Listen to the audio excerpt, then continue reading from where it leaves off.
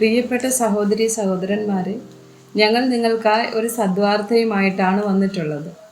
2025 ജനുവരി 1 മുതൽ 365 തലക്കെട്ടുകൾ ഉൾപ്പെടുത്തിക്കൊണ്ടുള്ള വർഷം മുഴുവൻ പ്രാർത്ഥിച്ച് ധ്യാനിക്കാനുള്ള വചനങ്ങൾ ഞങ്ങൾ പങ്കുവയ്ക്കുന്നു.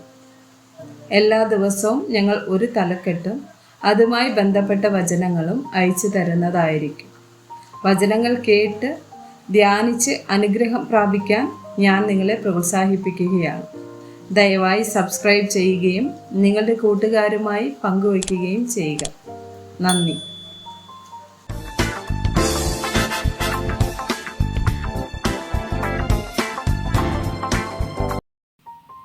ദിവസം 199 ദൈവരാജ്യം.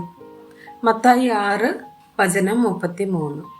മുമ്പേ അവന്റെ രാജ്യവും നീതിയും അന്വേഷിപ്പിൻ, അതോടുകൂടെ ഇതൊക്കെയും നിങ്ങൾക്ക് കിട്ടും. റോമർ 14 വചനം 17. ദൈവരാജ്യം ഭക്ഷണവും പാനീയവുമല്ല, നീതിയും സമാധാനവും പരിശുദ്ധാത്മാവിൽ സന്തോഷവും അത്രേ. 1 കൊരിന്ത്യർ 4 വചനം 20. ദൈവരാജ്യം വചനത്തിലല്ല ശക്തിയിലത്രേ ആകുന്നു. മാർക്കോസ് 1 വചനം 15. കാലം തികഞ്ഞു, ദൈവരാജ്യം സമീപിച്ചിരിക്കുന്നു, മാനസാന്തരപ്പെട്ട് സുവിശേഷത്തിൽ വിശ്വസിപ്പിൻ എന്ന് പറഞ്ഞു. യോഹന്നാൻ 3 വചനം 3.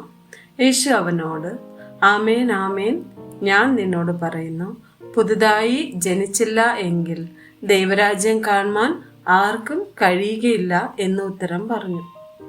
മത്തായി 13 31 32 വചനങ്ങൾ. മറ്റൊരു ഉപമ അവൻ അവർക്ക് പറഞ്ഞു കൊടുത്തു. സ്വർഗരാജ്യം കടുകുമണിയോട് സദൃശം. അത് ഒരു മനുഷ്യൻ എടുത്ത് തൻ്റെ വയലിലിട്ടു.